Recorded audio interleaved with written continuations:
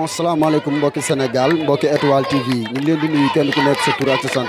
di leen wax ni ñoo ngi fii Kër Saala waaw li waral jotaay bi nag ak li waral ñu ñëw fii tey mooy Diop Sy lancement bi may def fii nga xam ne nii mooy Kër Saala tali bi nga xam ne moo jógee Kër Saala dem ba Tivaouane waaw di leen wax ni leen nag xaar leen ko ngeen seetaan ko lu am solo la te Diop Sy incha allahu rabbi mi ngi ñëw ci kanam tuuti bu ñëwee rek ñu àggale daal di continuer ak li ñu doon def. jërëjëf bu nu sante yàlla julli ci yonent yàlla Muhammad ñu ngi nuyu waa Sénégal waaye ñu ngi nuyu réew mi tey nag dañoo am mbégte ak bandeex mooy lan ki nga xamante ni tey moo ni fi dajale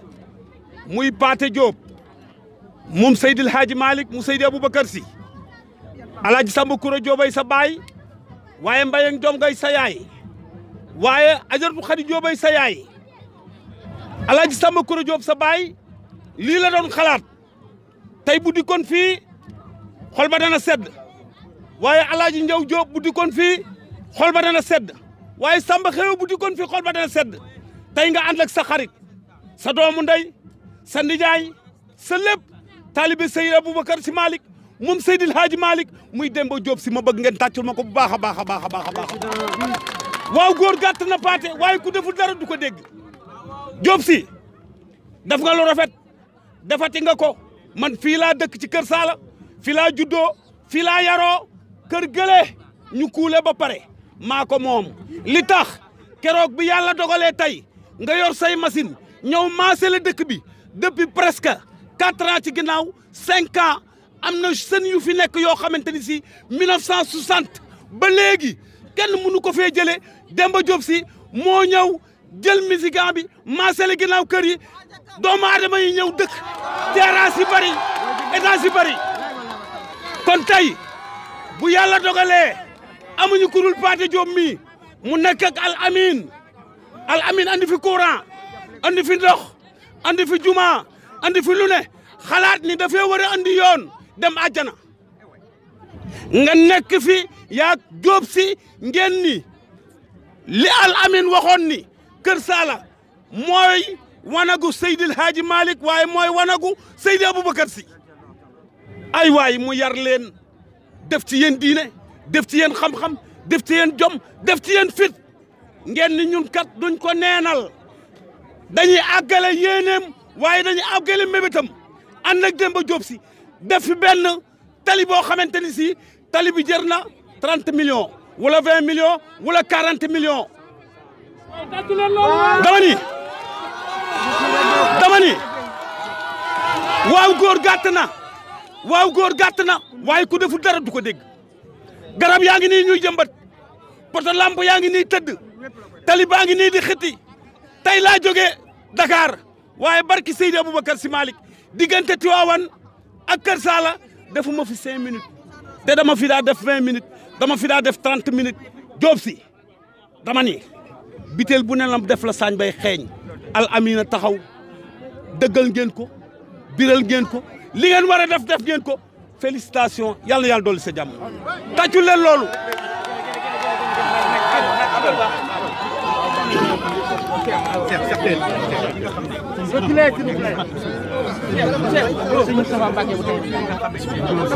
sëñ Moustapha Mbacké mu Taïba Ndiaye moom Serigne Bamba ngi noonu kooku mooy sëñ Moustapha Mbacké cay laa ilaha illallah nee na ko dagal ay waay nee na ko dagal waay tàcc leen loolu waay laa ilaha illallah kooku mooy Diop Sy président sunu xol sedd na ndeysaan cey al ma foofu benn man waaw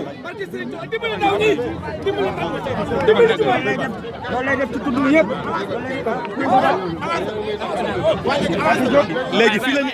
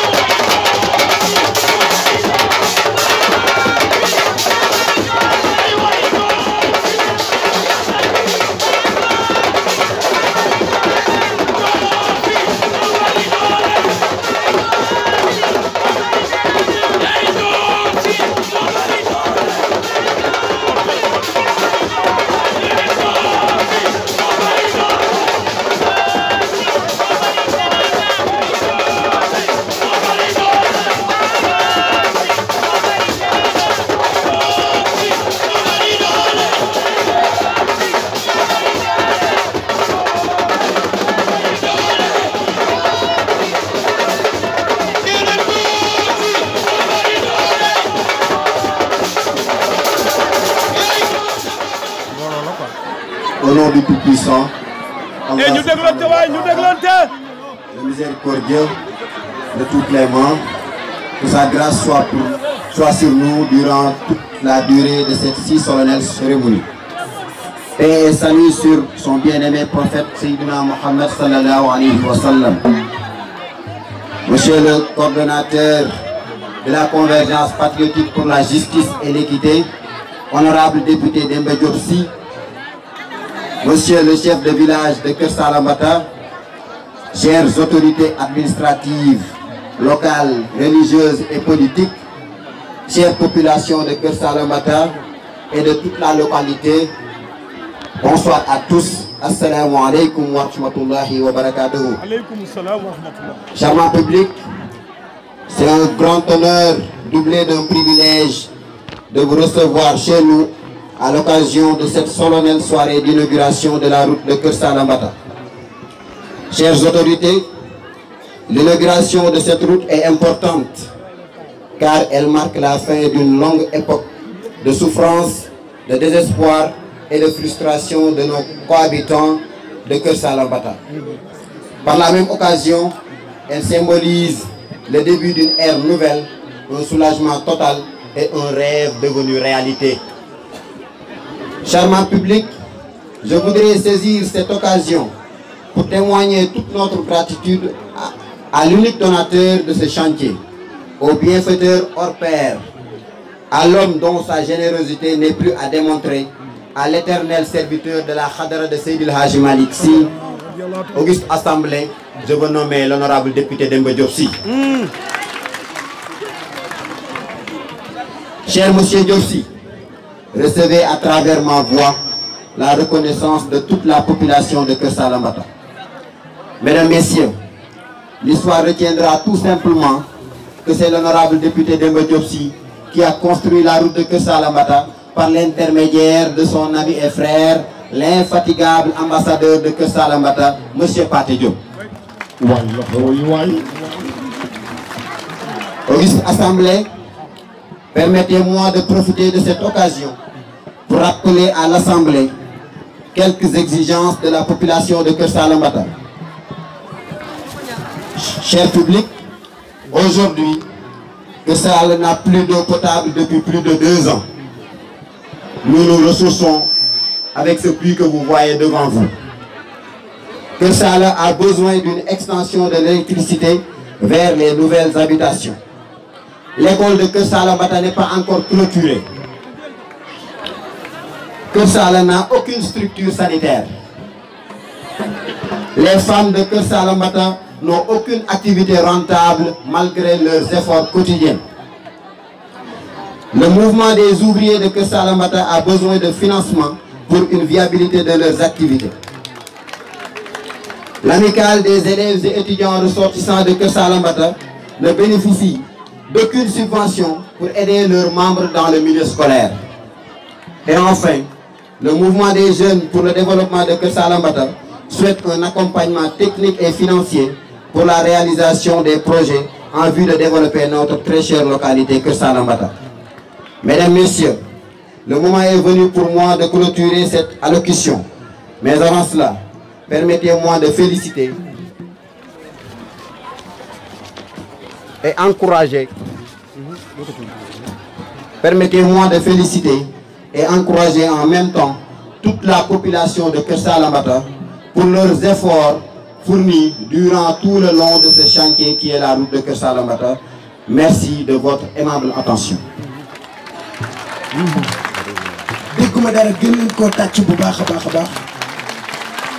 Résumer quelques mots en wolof pour la presse, s'il vous plaît, quelques mots en wolof pour la presse. Ok.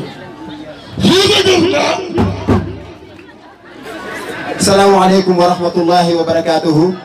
Mbokk yi ñu ngi leen di nuyu di leen ziar di leen dalal jàmm fii ci Keur Salamata.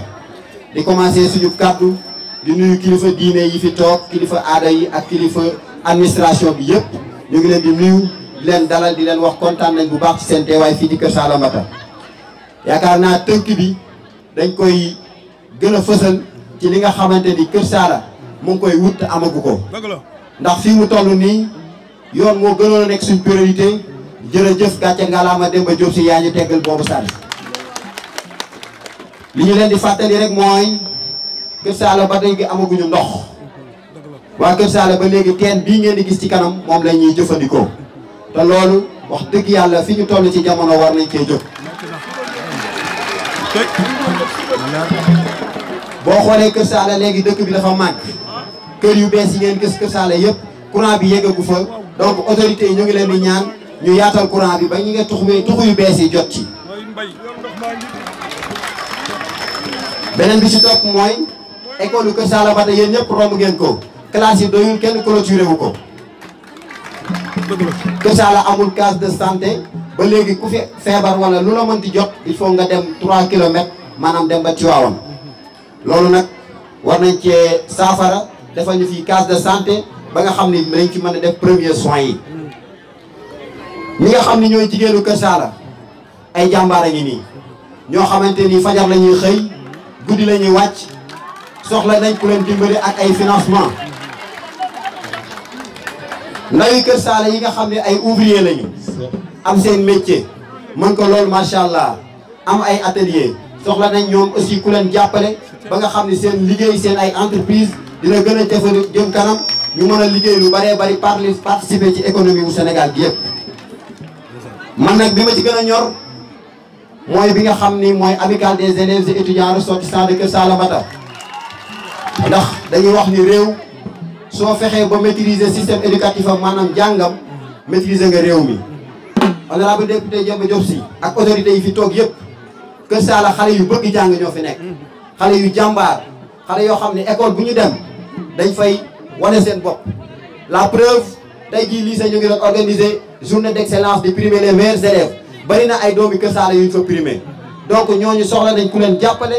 jàppale leen étudiants yi nga xam ni dañoo nekk ci yeneen universités yi pour ñu mën am fu ñuy loger am ay subventions di mën di satisfaire seen ay besoins. li nga xam ne nag mooy mouvement des jeunes pour le développement de Kër Saala fii la ñu juddoo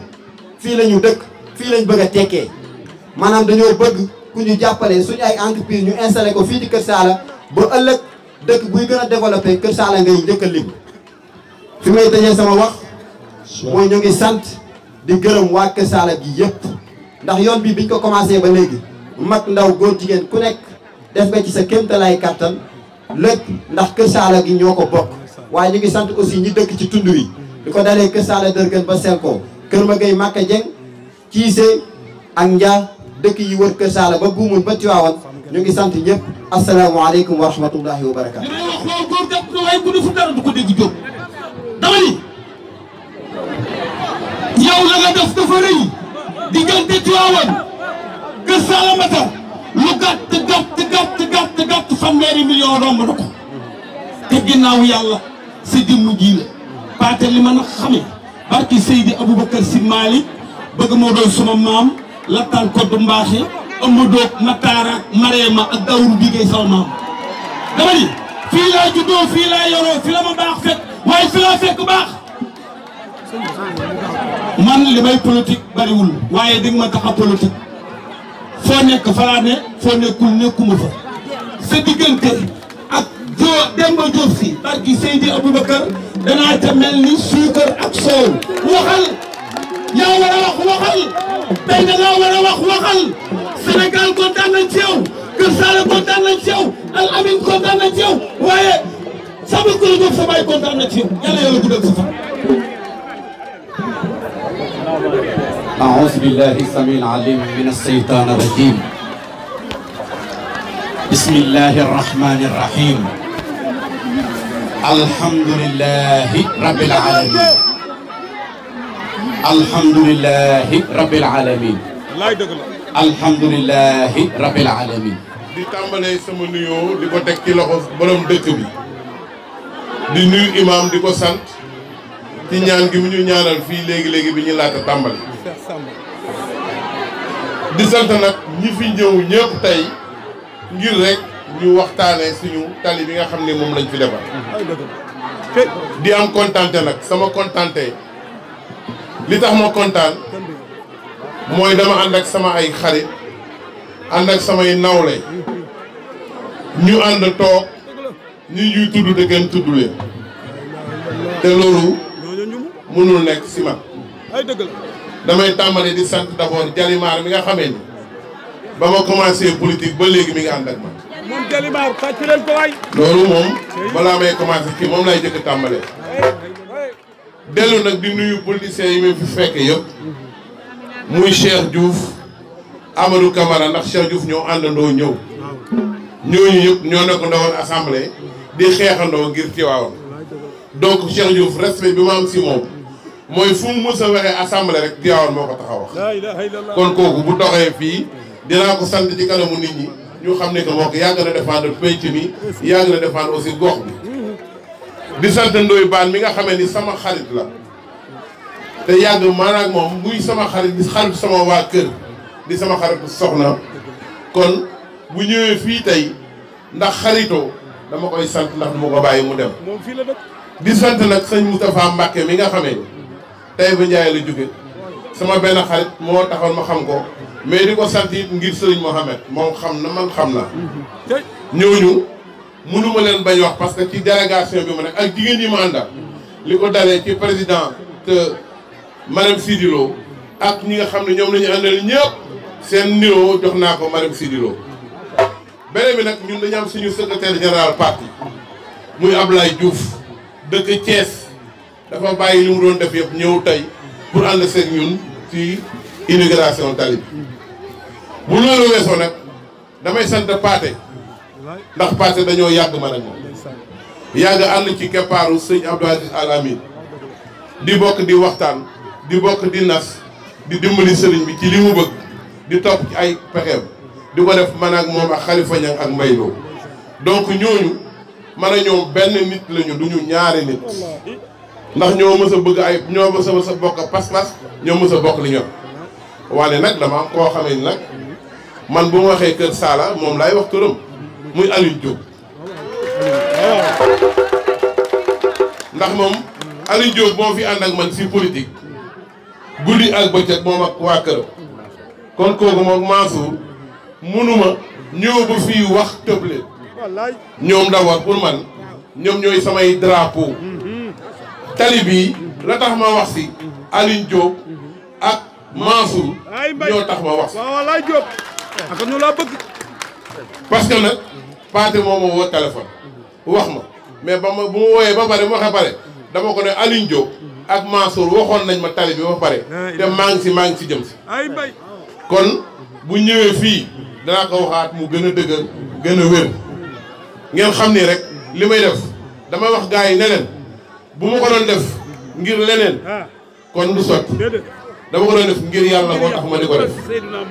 li may def ci Tivaouane ngir yàlla moo tax ma di ko def parce que loolu laa gëm dama gëm ni képp kuy taalibi man taalibi la mbiru taalibe lay def yëfu taalibe lay def lu waay wax yaa xam mais man taalibe la jàppale ni man lu ma yaakaar ni bu ma ko defee ci tund bi mu baax ci diine ji mu baax ci xadara bi mu baax ci waa këru diine ji waa kër maam Khalifa wala kër maam El Hadj Malick wala waa kër maam Sëñ Touba dama koy def parce que li ma am yàllaa ma ko jox te yàlla moom ne naa séddale. moo tax yaa ngi séddale. kon nag li ma am dama koy bokk ak ñi nga xamee ni ñoom laa dëkkandool li nga xam ni mën naa ko te mënuñu ko ma defal leen ko parce que loolu laa gëm. Paate nag xam na li may wax du tey laa commencé li mu leen wax léegi dëgg la ba may defar tali këram 2007 la woon 2007 ak léegi ça fait 14 ans te boobu temps kenn xalaatul woon ni que nit dina ko def naa leneen ak leneen ak leneen wante du man maa koy lim ni waa Kër Saala def tey lim ko ñeneen daañu limaat seen tali parce que waa Kër Saala kat nag ñoo tàmbali inauguré tali comme ñoo ko tàmbali inauguré nag am ñi ma ko jëkkoon defal ñoom it nee nañ ñoom tamit dañuy inauguré parce que waa Kër Saala inauguré nañ kon nag jàppaleen ni fii ak weer wii dee donc foo leen dégg ni ñu ngi inauguré tali ci biir département bi rek jàppaleen ni man la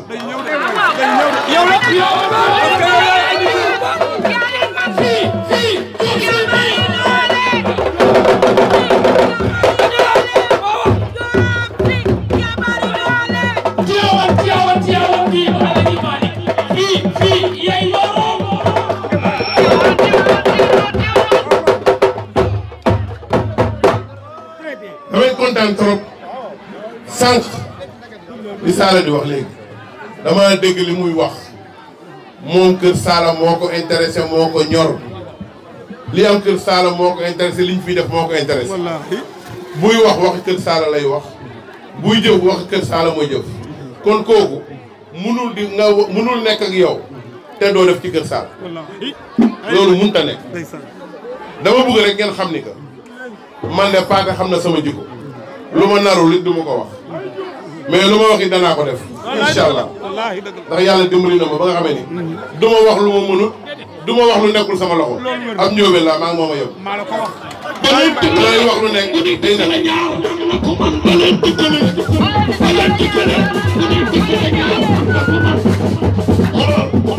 école boo dem am na directeur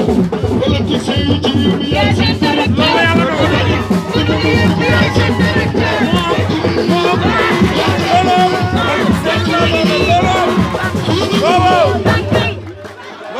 ma ne boo duggoon fi nga daane ne foofu lay duggee dama ne fi nga daane lay dugg école bi danaa ko clôturer man kenn daa dugg ci école bi moo tax ma rafetlu la école bi waaw fi nga wax rek laa ko joxe ndax yaa wax école bi comme may bëri man may directeur école bi danaa defar école Kër Saalum wasalaam waxtu jeex na